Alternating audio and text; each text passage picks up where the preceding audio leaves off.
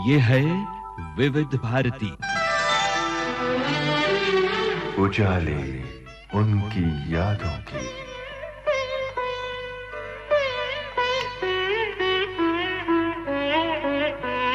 उजाले उनकी यादों की।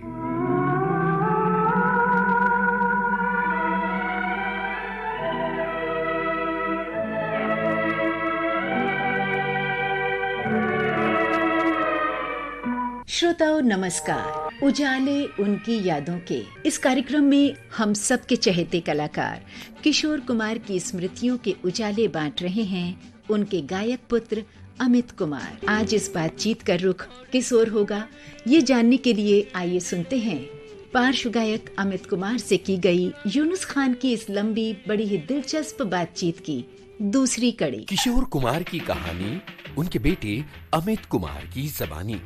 इस सीरीज के पहले एपिसोड में बातें हमने छोड़ी थी फिल्म लुको चोरी करने की। वो फिल्म है जिसने किशोर कुमार के लिए अपार कमाई की थी और इसके बाद उन्होंने अपना बंगला गौरी कुंज बनाया था, जहां इस वक्त हम मौजूद हैं अमित कुमार के संग। विविध भारती के इस कार्यक्रम में बहुत स्वागत अमित जी आपका।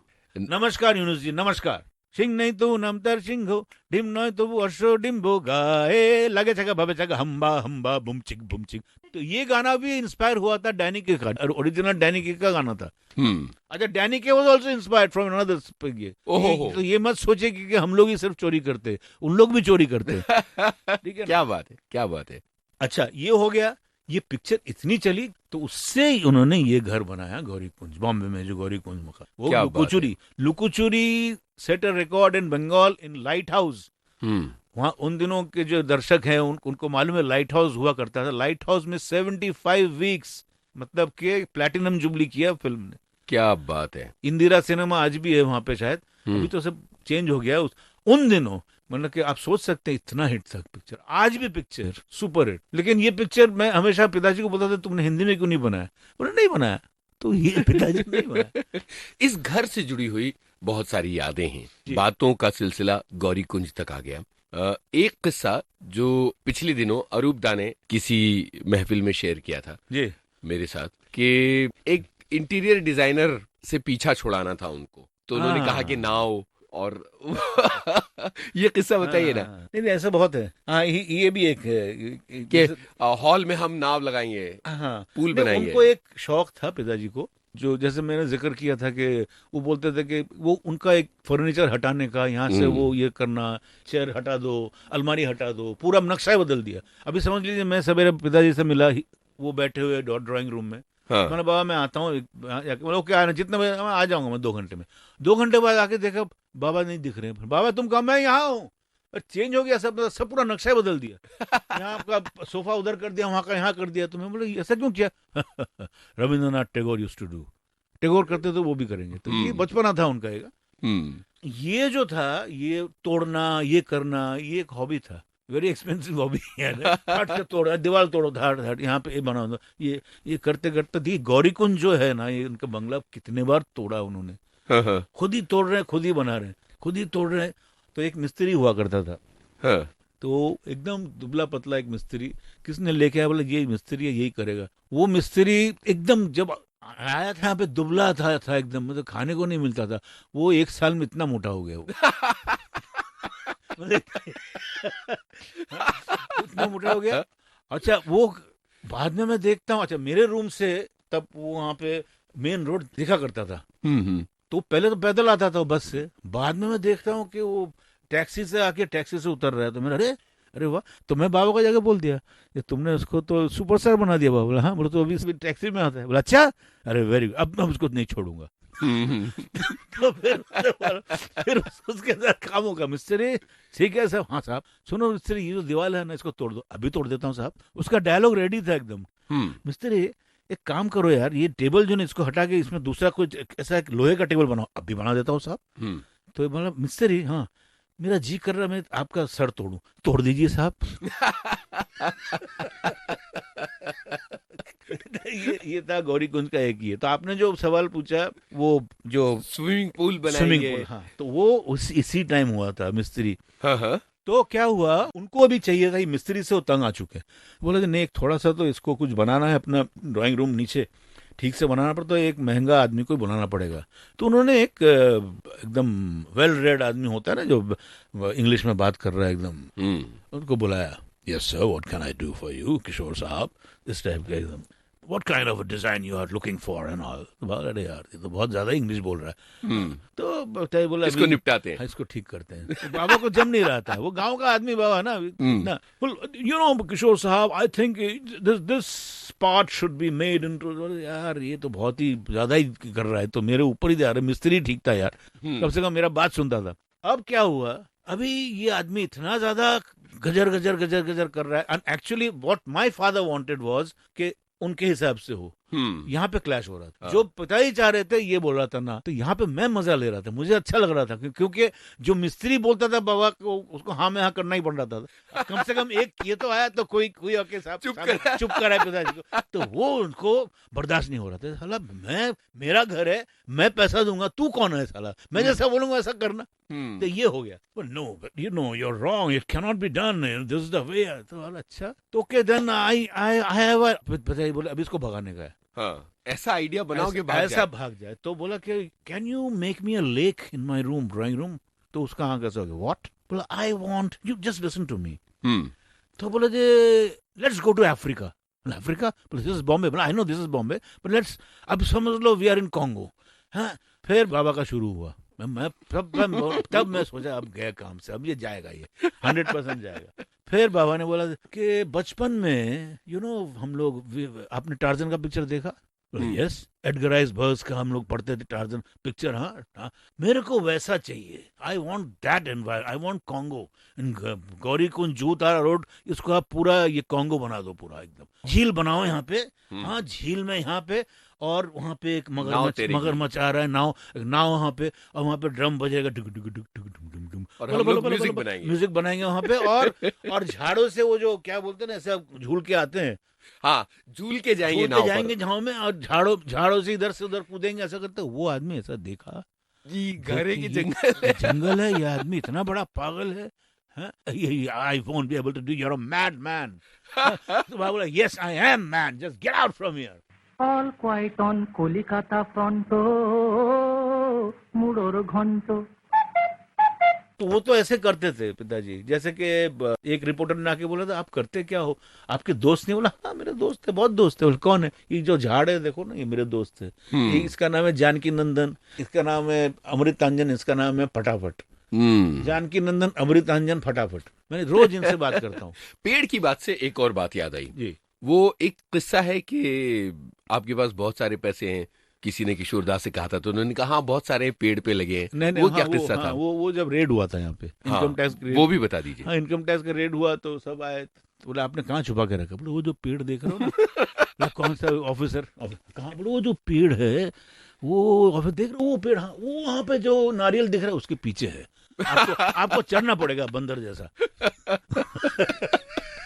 तो ये घर जो है, ये एक केओस हुआ करता था, हंगामे का। देखिए ये घर तो अभी एक मंदिर है जी, बिल्कुल। वो तो है ही नहीं, 30 साल के ऊपर हो गए, लेकिन वो है यहाँ पे। He is here, his presence is here. आप कहते हैं कि कभी कभी आपको आवाज सुनाई देती है ओ में? नहीं, मुझे उनकी आवाज नहीं सुनाई देती, मैं झूठ नहीं कहूंगा। I have never seen him, but my daughter Muktika, ये सही बात है, वो अभी तो बड़ी हो गई, अभी शी इज 13। जब वो 6 साल की थी तब वो कहती थी कि मैं दादू को देखा हूँ। अभी पता नहीं ये कितना सच है, ये कोई बिलीव करे नहीं करे, लेकिन वो बोल, यहाँ पे झूला हुआ करता था नीचे, तो वो रात को ऐसे घूम रही थी, तो मैंने देखा दादू बैठे हुए हैं, मैंने देखा हूँ। अभी अगर ये बिलीव करे तो बिलीव करे, नहीं करे तो नहीं करे। लेकिन बहुत सारे लोगों ने कहा है, यहाँ पे हमारे नौकर जो भी काम किए उन्होंने भी देखा है। बोले हम देखते हैं वहाँ पे बड़े साहब आते हैं, घूम घूम के चले जाते हैं। अभी ठीक है, मैं हंसता हूँ मन मन में, कभी कभी आश्चर्य भी लगता है, लेकिन हो सकता है his presence is here। इसीलिए देखिए आज हमारे यहाँ पे ये घर अभी भी वैसा ही का वैसा ही है। आई थिंक his आशीर्वाद इज देयर, his गुडनेस, वो एक तरह का हमें प्रोटेक्ट कर रहे हैं यहाँ पे। बिल्कुल, देश भर से किशोर दा के दीवाने तो गौरी कुंज को देखने के लिए आते हैं, अभी भी आके सलाम करके चले जाते हैं। अभी भी आप भी ये प्रोग्राम कर रहे हैं बिल्कुल। उनको तो कोई भूल नहीं सकेगा। वैसा कैरेक्टर, वैसा सिंगर छोड़ दीजिए, वैसा एक्टर, लेकिन वैसा कैरेक्टर कहाँ मिलेगा आपको? बिल्कुल। You won't get. अरे हे ला ला ला ला ला ला ला ला ला ला ला ला ला ला ला ला ला ला। किशोर कुमार की कहानी। हमारा नाम किशोर कुमार गानी खांडवा ABCD। उनके बेटे अमित कुमार की जबानी।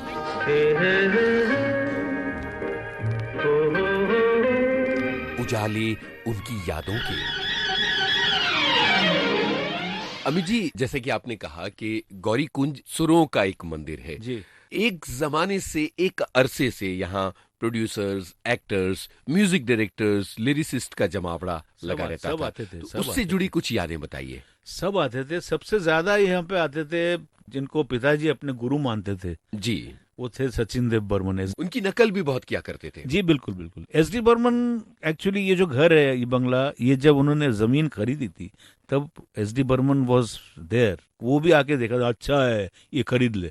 तो वो एकदम पिताजी जैसे थे, फ्रेंड जैसे थे, उनका अलग ही तालमेल जी। तो बर्मन साहब अक्सर आते थे। दिलीप साहब भी एक बार आए थे। दिलीप साहब आके एक बार सगीना में उन्होंने दिलीप कुमार साहब के लिए प्लेबैक दिया था कि एक ही फिल्म में। उस टाइम में दिलीप कुमार साहब आए थे यहाँ पे, वाह। और वो गेट के बाहर क्रिकेट खेल रहे थे, क्योंकि पिताजी थे नहीं तब उस वक्त। और पिताजी ने अपने वॉचमैन को बोल के गया था कि यहाँ पे मैं जैसे घर से निकला, कोई भी आ जाए, भगवान भी आ जाए तो अंदर नहीं लेने का।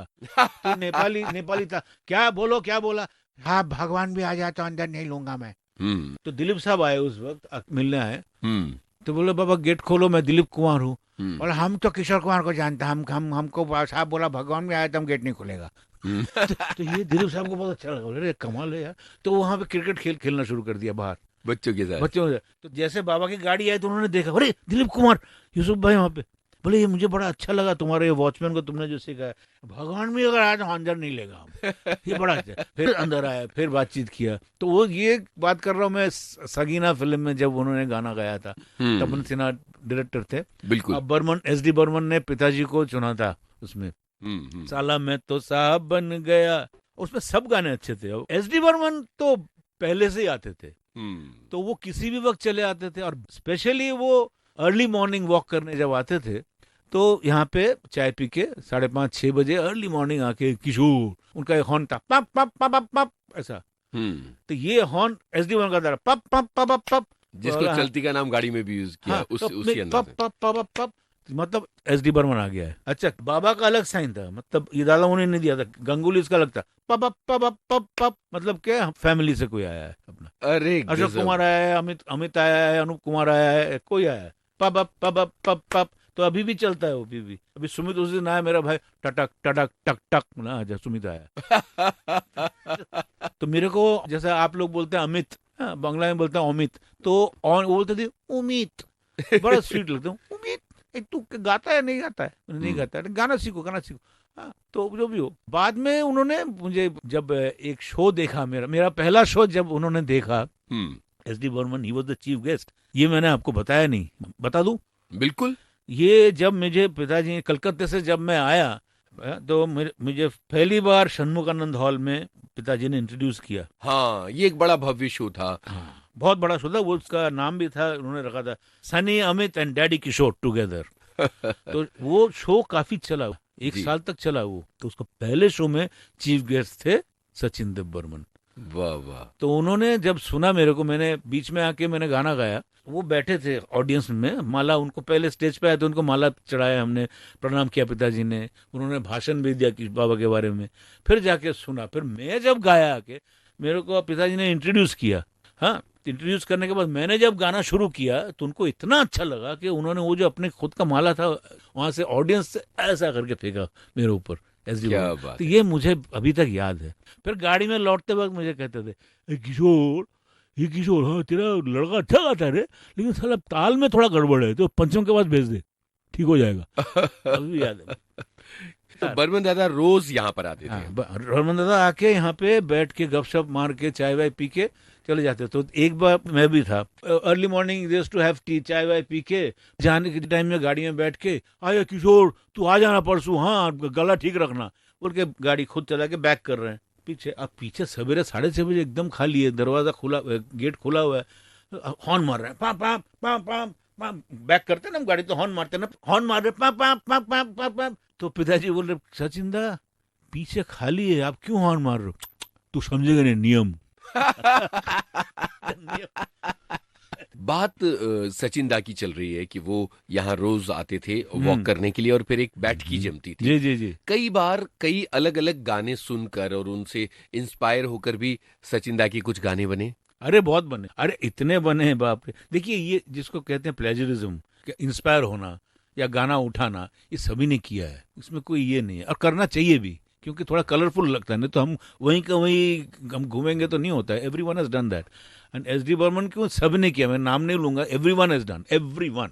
जी, तो किसी गाने के बनने की कहानी आप बताएं। तो चलती का नाम गाड़ी में ऐसा हो रहा था, सिचुएशन हो रहा, सिचुएशन होते होते बाबा सुना रहे हैं और सब बैठे हुए सोच रहे हैं। एस.डी. बर्मन बोले किशोर मेरा दिमाग ही नहीं चल रहा है, तो क्या चाहता है? बोले एक काम करते हैं, अब चलो गाड़ी में चलो रिदम हाउस चलते हैं। उन दिनों रिदम हाउस हुआ करता था जी, अभी तो है ही नहीं रिदम हाउस। तो रिदम हाउस में जाके बोले क्या करेगा? बोले गाने सुनेंगे वहां पे। मतलब उठाएगा? बोला चलो ना, क्या सभी उठाते, उसमें क्या प्रॉब्लम क्या है, चलो। तो दोनों जाके गए वहां पे और वहां पे बैठ के जितने गाने हैं वेस्टर्न गाने सुनना शुरू किया। तो उनमें से एक गाना पिताजी को जैसा दोनों को अच्छा लगा, तो टेनेसी अर्नी फोर्ड का the watermelon song, down in Tennessee I used to sit upon a bench wonder in the run done done done done done, हे एकदम इससे गाना बना। और मजरू साहब को फिर मजरू साहब आगे बैठ गए, फटाक से गाना बन गया। हम थे वो से और समा रंगीन, समझ गए ना। क्या बात है, और बढ़िया गाना बना है, बढ़िया, बस सुपर हिट, सुपर हिट। मुझे लगता है कि इसको हमें ये नहीं कहना चाहिए कि ये गाना उठा लिया गया है, उसको अपने तरीके से सजाया गया है या और फिल्म इंस्पायर हुआ है, ठीक है। दादा मुनि के कुछ गाने थे जिनको किशोर दा ने नए तरीके से अपनी फिल्मों में लिया था, जैसे कोई हमदम ना रहा, उसकी कहानी बताइए। कोई हमदम ना रहा दादा मुनि की पहली फिल्म जीवन नैया। जी, थिंक सो, यस, जीवन नैया का गाना था, उन्होंने खुद गाया था। हाँ, खुद गाया था, सरस्वती देवी का संगीत था। जी, किस तरह से किशोरदा को याद रह गया था कि देखिए बचपन में वो पिक्चरें देखा करते थे खंडवा में, और दादा मुन्नी के वो एकदम ही मतलब के फादर जैसे थे ना, 18 साल का डिफरेंस था। तो ये गाना उनको बहुत पसंद था, जीवन नैया का कोई हमदम ना रहा, कोई सहारा ना रहा। ये राग झंझोटी में बेस्ड था, झंझोटी के ऊपर तो राग था, सरस्वती देवी का संगीत था। दादा मुन्नी ने अच्छा गाया था बिकॉज उन्होंने क्लासिकल सीखा था। जी, तो उन्होंने बचपन में बाबा ने बोला दादा मुन्नी ये गाना मैं एक दिन अपने स्टाइल से मैं बनाऊंगा मैं। तो दादा बोला तू क्या बनाएगा, तू झंझोटी राग में है, तेरे को तो क्लासिकल भी नहीं आता, मैं तो क्लासिकल सीखा हूँ। अभी मन में बाबा बोल रहे हैं मुझे मालूम है तुम कितने अच्छे गाते हो, बड़े भाई हैं, ठीक है। लेकिन बाद में जाके 30 साल के बाद उन्होंने जब झुमरू पिक्चर बनाया तो इसी कोई हमदम ना रहा, उसके बाद बाबा ने कोई हमदम ना रहा अपने स्टाइल में मॉडर्नाइज करके जो बनाया, वो गाना आज इतिहास है। इसके अलावा एक और गाना है जो दादा मुनि का रहा है और बाद में किशोरदा ने उसको नया रूप दिया था, और वो है एक चतुरनार। एक चतुरनार, वो मेरे ख्याल से झूला का गाना है ना, झूला का गाना था, और दादा मुनि की स्टाइल बिल्कुल अलग थी, हाँ, उन्होंने बिल्कुल गाया है। वो क्या है, वो देखिए ये पड़ोसन का ये एक चतुरनार में 5 दिग्गजों का कंट्रीब्यूशन है जी, किशोर कुमार, महमूद, आर.डी. बर्मन, मन्ना डे, चारों का। राजेंद्र कृष्ण जी का तो है ही, बिल्कुल है, बट इसमें ज्यादातर है पिताजी का कंट्रीब्यूशन, महमूद भाईजान, क्योंकि उन लोग उस टाइम उस एरा के थे ना। तो जितने पुराने फिल्मों से गाने को लेकर चतुरनार उसको मेन ये बना लिया। फिर लता जी का गाना, महल का एक गाने का मुखड़ा, इधर से लेके उधर से लेके ये लेके पूरा निचोड़ करके खिचड़ी पुलाव बना के पेश किया चतुरनार। महल का कैसे, क्या महल का वो गाना, वो अरे ने ने न न न न न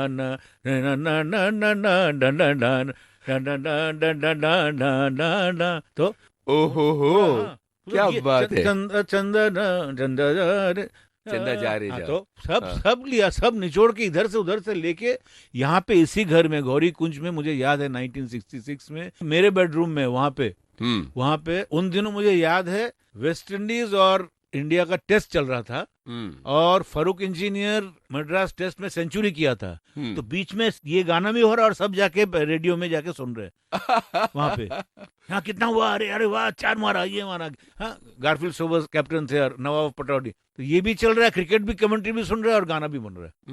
5 दिन तक बैठ के ये गाना बना यहाँ पे, क्या बात है। और मनादा बोलते थे कि हम आते थे यहाँ पे, मनादा आते थे सब, और मेरी दादी पूरी और कचौरी बना के सबको खिलाना, भाई अलग ही माहौल था। सब बैठ के एकदम गाना बना, और वो जो गाना बना, वो रिकॉर्डिंग जो हुई, मैं था, मैंने इतने सारे गाने देखे हैं सब बड़े बड़े आर्टिस्टों के, लेकिन वो जो रिकॉर्डिंग हुआ ना, वो कभी होगा नहीं।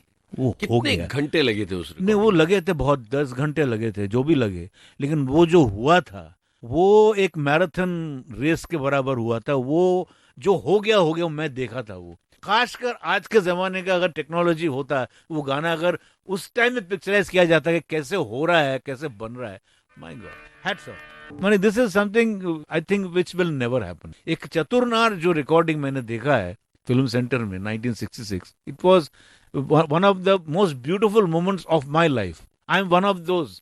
क्या कहूँ, मैं अपने आप को बहुत भाग्यशाली समझता हूँ। एक चीज और मुझे बताइए कि किशोर दा ने पड़ोसन का जो कैरेक्टर है, वो अपने किसी खानदान के किसी एक सदस्य से प्रेरित होकर लिया था, वो भी मुझे बताइए। पड़ोसन वो जो का धोती पहनने का और वो पूरा पान खाने वाला, उन्होंने कहीं और से इंस्पायर हुए नहीं, वो दो इंसान को उन्होंने जोड़ दिया था। एक खेमचंद प्रकाश का लाफ और स्माइल अगर हंसते थे वो आंख बड़ी बड़ी करके, वो एक है, वो क्लोजअप में पड़ोसन में देखिए, वो जब हंसते हैं तो खेमचंद प्रकाश का ये।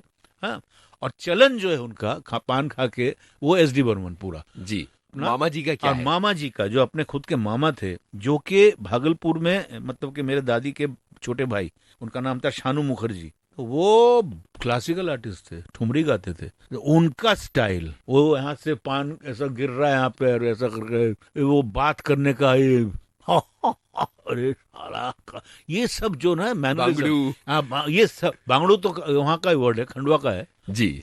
ये सब उनका, वो तीनों को मिलाया उन्होंने।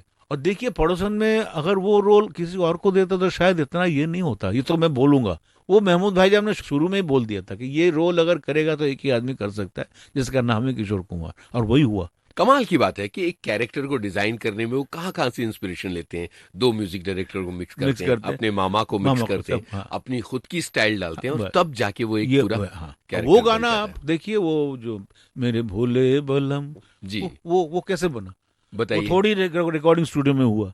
वो R.D. बर्मन का ट्यून भी नहीं था। It was not R.D. Burman tune, that was my father's thought पूरा। वो ऐसा हुआ, रंजीत स्टूडियो दादर में शूटिंग चल रही है जी। अभी सवेरे पहुंचे वहां पे, पिताजी पहुंचे, वो डायलॉग था, वो गाना पूरा डायलॉग था, राजेंद्र कृष्ण जी ने डायलॉग लिखा था, पूरा एक सीन था एक। तो पिताजी को मजा नहीं आया, तो दत्त साहब सब बैठे हुए। अच्छा, महमूद भाईजान उस टाइम में बहुत मशहूर थे, वो 3-3, 4-4 शिफ्ट करते थे, और खुद का भी पड़ोसन का शूटिंग चल रहा है, तो वो कहीं शूट कर रहे थे मड आइलैंड में, किसी और प्रोड्यूसर की शूटिंग चल रही थी। अब यहाँ पे डिस्कशन, बाबा बोले नहीं जम नहीं रहा है मेरे को, मजा नहीं आ रहा है। डिस्कशन शुरू हो गया, तब ज्योति स्वरूप घबरा गए सब, ये तो किशोर कुमार गड़बड़ कर रहा है, शूटिंग नहीं होगा, अभी आगे कैसे बढ़े। अभी फोन लगाया वहां पे, किसी तरह भेजा गया वहां से, बोला आप जल्दी आओ यहाँ पे। तो महमूद भाईजान आए, बोले क्या है, डोले डोले क्या है, उनका क्या बोलते ताल मिलता है, डोले डोले, वो भी बताता हूँ डोले डोले क्या है, मुझे तो याद आ रहा है सब। तो पहले क्या है डोले डोले बोलो, बोले देख महमूद मजा नहीं आ रहा है मुझे, ये सीन लग रहा है बट ठंडा जा रहा है, इसको म्यूजिकली कर ये पूरा। महमूद बोला मेरे को कन्विंस करो क्या है। तो ये पूरा उस दिन मुझे याद है, रंजीत स्टूडियो में वो shooting had to be stalled, हुआ ही नहीं उस दिन। एक दिन डिस्कशन में ही निकल गया। उस सेकेंड डे वहां पे नायग्रा रिकॉर्डर में वो सीन को गाने पे ट्रांसफर हो गया। मतलब अगर इसको मैं गाने में बोलूं, मेरे भोले बलम, उसके बाद महमूद भाईजान को इतना अच्छा लगा कि देखिए आप पिक्चर देखिए, उसमें ओम प्रकाश जी को भी गाना गवाते हैं एक सीन में, गाने से बात करते हैं Musically. This was my father's thought. तो वो गाना नायग्रा में रिकॉर्ड हो गया, उसके बाद री रिकॉर्ड करना पड़ा, मतलब के देख के फिर से गाना पड़ा। फिर पंचम दा को बताया, इट वाज री recorded at Mehboob studio. Shooting करने के बाद। गजब की कहानी है ये। तो एक कहानी और जो बीच में छूट गई थी, जो आप बताने वाले थे, डोले डोले। हाँ, डोले डोले, हाँ डोले डोले, ये डोले डोले महमूद भाईजान मुझे बचपन से बोलाते थे। क्यों बोलाते थे कि मैं जब बागीचे में खेलता था, इन लोग आते सक्सेना कॉलोनी अगेन, जू सक्सेना कॉलोनी में, महमूद भाईजान तब महमूद नहीं हुए थे, पिताजी का तब नाम हो गया था एज एन एक्टर, बट वो साथ में जाते थे सब। तो कोई पिक्चर की शूटिंग में साथ में, वही लंच करने आए तो मैं बागीचे में खेल रहा था, तो पिताजी ने देखा जाते वक्त, तो मैं खेल रहा था, बच्चा बहुत प्यार किया। तो अचानक पिताजी के मुंह से निकल गया डोले डोले डोले डोले, जस्ट अनमाइंडफुली डोले डोले, मतलब क्या हिलने का डोले। तो मैं सच में हिलना शुरू कर दिया, बच्चा जैसा हिलता है, डोले डोले डोले डोले, क्रीडल में जैसा हिलता है वैसे हिलना। तो पीछे से महमूद भाईजान आया, तो पिताजी को अजीब सा लगा। पिताजी बोल रहे कि महमूद देख, मैं डोले डोले बोलता था, हिलता है मेरा बेटा। बोले कैसे कैसे? बोल डोले डोले डोले डोले। तो मैं हिलना शुरू किया, वैक वैक वैक वैक। तो ये महमूद को अच्छा लग गया। उसके दिमाग में देखिए, वो तब से मेरे को डोले डोले बोलते थे। मतलब कि मेरे साथ उनका तालमेल था महमूद भाईजान का। कहीं भी बोले मैं तेरे को कहीं भी देखूंगा, मैं दूर से कहीं भी डोले डोले तो तेरे को हिलना पड़ेगा। तो मैं कभी ये क्या कनेक्शन था? तो कहता डोले डोले, देखा मेरे को, अभी समझ लीजिए सामने से आदमी जा रहा है, मैं हिल रहा हूँ, ऐसा लगता है हिलना ही पड़ रहा है।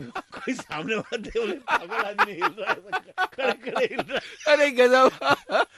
तो ये डोले डोले उन्होंने यूज किया बॉम्बे टू गोवा का गाने में। कितने सालों के बाद बॉम्बे टू गोवा की रिकॉर्डिंग चल रही है फिल्म सेंटर में, तो एक कैच लाइन नहीं मिल रहा है। सब सोच रहे हैं, पिताजी चुपचाप बैठे हुए अपना, कुछ नहीं। अचानक महमूद भाईजान, मैं भी था, मैंने कोरस में गाया था, मेरे को ऐसा देखा था कि बोला ए पंचम मेरे को मिल गया, डोले डोले डोले डोले डोले डोले डोले डोले, तो देखा ना डोले डोले डोले डोले, वहीं से आया डोले डोले।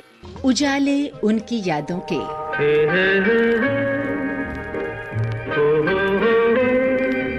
इस कार्यक्रम में हम सबके चहेते कलाकार किशोर कुमार की स्मृतियों के उजाले बांट रहे हैं उनके गायक पुत्र अमित कुमार।